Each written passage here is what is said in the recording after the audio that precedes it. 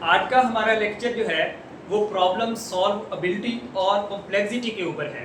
ये टॉपिक जो है वो 3.2 है, चैप्टर नंबर 3 का, यानी कि इंट्रोडक्शन के बाद जो है वो अब हम इस टॉपिक को डिस्कस करते हैं, जहाँ पर जो है वो हम डिफरेंट सॉल्वबिलिटी क्लासेस और कॉम्प्लेक्सिटी क्लासेस के ऊपर जो है वो डिस्कशन करेंगे। सबसे पहले हमारे पास जो है वो प्रॉब्लम के ऊपर हमने जो है वो डिस्कशन की थी। कोई भी प्रॉब्लम जो है जब हम इसका सॉल्यूशन निकाल लेते हैं और उसको स्टेप बाय स्टेप सॉल्व कर लेते हैं, यानी कि उसका एक एल्गोरिदम डिजाइन कर लेते हैं, तो वो हमारे पास सॉल्वेबल प्रॉब्लम बन जाता है। तो यहाँ पर दो मेन कैटेगरीज हैं प्रॉब्लम्स की। एक हमारे पास होते हैं सॉल्वेबल प्रॉब्लम्स और दूसरे हमारे पास होते हैं अनसॉल्वेबल प्रॉब्लम्स। ये दो मेन कैटेगरीज हैं। इसके अलावा दो और हम टाइप्स डिफाइन कर सकते हैं, जिनमें से एक ट्रैक्टेबल प्रॉब्लम्स होते हैं और दूसरे जो है वो अनट्रैक्टेबल प्रॉब्लम्स होते हैं। तो ये सारे मिलाकर चार क्लासेस के अंदर हमने प्रॉब्लम्स को डिफाइन कर दिया। सबसे पहले हम इन दो मेन को डिस्कस करते हैं। ऐसे तमाम प्रॉब्लम्स जिनका एल्गोरिदम मौजूद है, जिनका सॉल्यूशन मौजूद है, वो सारे के सारे क्या कहलाएंगे? सॉल्वेबल प्रॉब्लम्स कहलाएंगे। For example GCD, greatest common divisor of two numbers, ये एक सॉल्वेबल प्रॉब्लम्स है। क्यों? क्योंकि उसका सॉल्यूशन मौजूद है। कैसे हम इसका सॉल्यूशन मालूम कर सकते हैं? यूक्लिडियन एल्गोरिदम से। यूक्लिडियन एल्गोरिदम से हम इसका जो है वो जीसीडी जो है वो मालूम कर सकते हैं। इसी तरह और भी हमारे पास जो भी कंप्यूटेशनल प्रॉब्लम है, फॉर एग्जांपल एडिशन है, मल्टीप्लिकेशन है, स्क्वायर रूट है, ये सारे ऐसे प्रॉब्लम्स हैं जिनका हमारे पास सॉल्यूशन मौजूद है, एल्गोरिदम मौजूद है। ये सारे के सारे क्या कहलाएंगे? सॉल्वेबल प्रॉब्लम्स कहलाएंगे।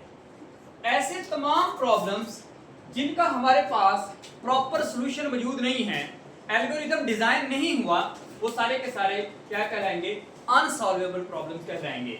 For example halting problems. जितने भी हार्टिंग प्रॉब्लम्स हैं, ये प्रॉब्लम की एक टाइप है हार्टिंग प्रॉब्लम। जितने भी हार्टिंग प्रॉब्लम्स हैं उनका अभी तक कोई सॉल्यूशन मौजूद नहीं है, लिहाजा वो क्या कहलाएंगे? अनसॉल्वेबल प्रॉब्लम कहलाएंगे। और हार्टिंग प्रॉब्लम का सॉल्यूशन मौजूद नहीं है, ये किसने बताया था? ये हमें एलन ट्यूरिंग ने बताया था। एलन ट्यूरिंग ने ट्यूरिंग मशीन बनाते वक्त ये चीज डिफाइन करती थी कि all halting problems are the unsolvable problems. तो इस वक्त no solution exist for all the halting problem, that's why halting problem exist in the unsolvable problem class. ये हमारे पास दो मेन टाइप्स होगी। इसके बाद जो है वो ट्रैक्टेबल प्रॉब्लम्स क्या कौन सी होती हैं? ऐसे तमाम प्रॉब्लम्स जिनका सॉल्यूशन जो है वो हम पॉलिनोमियल टाइम्स के अंदर मालूम कर सकें, यानी कि जिनका टाइम कॉम्प्लेक्सिटी फंक्शन जो है वो पॉलिनोमियल टाइम हो, n स्क्वायर हो, n क्यूब हो, या हमारे पास log ऑफ n हो, यानी कि उनका फंक्शन जो है वो हमारे पास एक पॉलिनोमियल टाइम के अंदर हो, तो वो क्या कहलाएंगे? ट्रैक्टेबल प्रॉब्लम्स कहलाएंगे।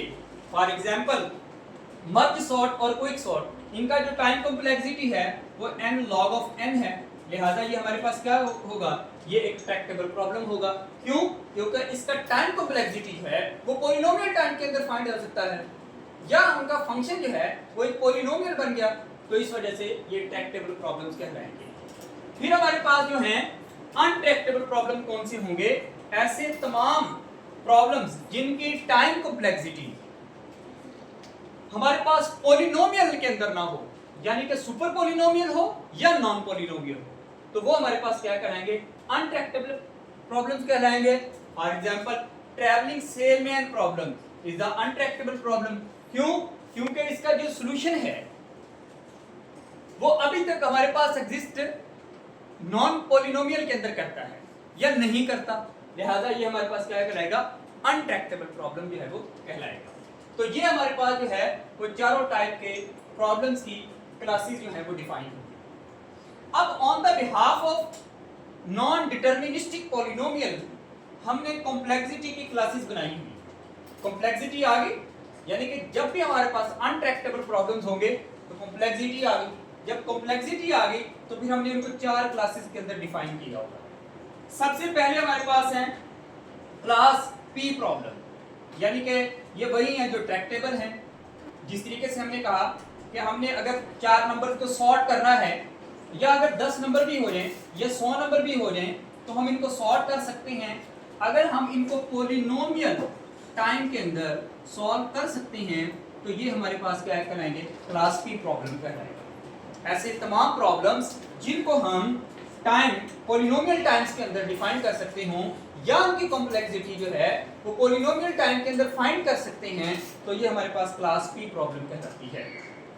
दूसरे हमारे पास है एनपी। यहाँ पर थोड़ी सी बहुत कंफ्यूजन है कि ये एनपी, तीन एनपी होते हैं, एक सिंपल एनपी, एक एनपी हार्ड और एक NP complete. What is NP? NP हमारे पास नॉन डिटर्मिनिस्टिक पॉलिनोमियल।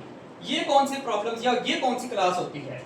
ऐसे तमाम प्रॉब्लम्स जिनका टाइम कॉम्प्लेक्सिटी मालूम करना मुश्किल हो, यानी कि पॉलिनोमियल टाइम के अंदर या हम मालूम नहीं कर सकते, लेकिन उस सॉल्यूशन को वेरीफाई करना पॉलिनोमियल टाइम के अंदर एग्जिस्ट करता हो।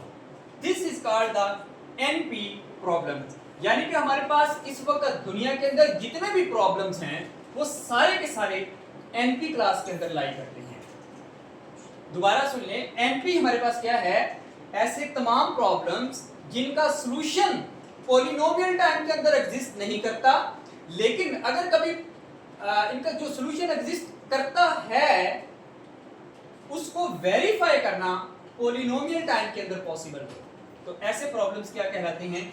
एनपी प्रॉब्लम्स कहलाते हैं, या उस क्लास को क्या कहते हैं? एनपी क्लास कहते हैं। फिर हमारे पास है एनपी कंप्लीट। कौन से होते हैं? एनपी कंप्लीट हमारे पास वो वाले तमाम प्रॉब्लम्स होते हैं जिनको वेरीफाई भी पॉलिनोमियल टाइम के अंदर नहीं किया जा सकता।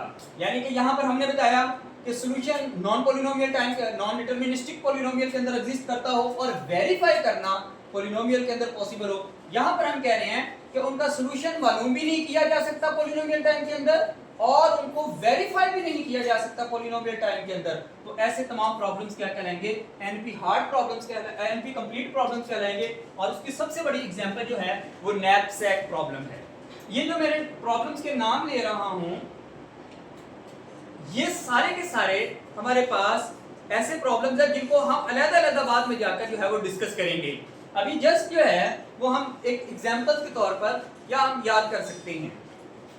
उसके बाद आखिरी क्लास है NP hard problems. NP hard problems के अंदर हमारे पास वो वाले प्रॉब्लम्स जिनका सॉल्यूशन जो है वो हमारे पास नॉन डिटरमिनिस्टिक पॉलिनोमियल टाइम के अंदर हो और अभी तक वो मालूम ना किए गए, अभी फ्यूचर के अंदर मालूम किए जा सकें, उनको हम क्या कहेंगे?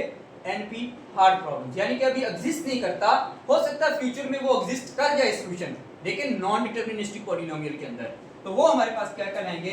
क्लास एनपी हार्ड कहलाती है। जिस तरह ये हमारे पास ट्रैवलिंग सेलमैन प्रॉब्लम है, ये एक एनपी हार्ड है। इसका सॉल्यूशन अभी तक मुकम्मल तौर पर एग्जिस्ट नहीं करता, क्योंकि जो ही इनपुट ज्यादा होती है, हम सिटीज को ज्यादा करते हैं, वैसे हमारा ग्राफ जो है वो वाई एक्सिस के पैरेलल चला जाता है, जो कि आम, यानी कि ग्राफ को तो ऐसे जाना चाहिए था कि जैसे जैसे इनपुट बढ़ती जा रही है वैसे वैसे टाइम की कॉम्प्लेक्सिटी बढ़ती जा रही हो, लेकिन ये ट्रैवलिंग सेलमैन प्रॉब्लम क्या होता है? इसका ग्राफ जो है तो हमारे पास जो ही हम ज्यादा इनपुट करते हैं तो वो कॉम्प्लेक्सिटी जो है वो शूट कर जाती है, which is unmanageable time complexity.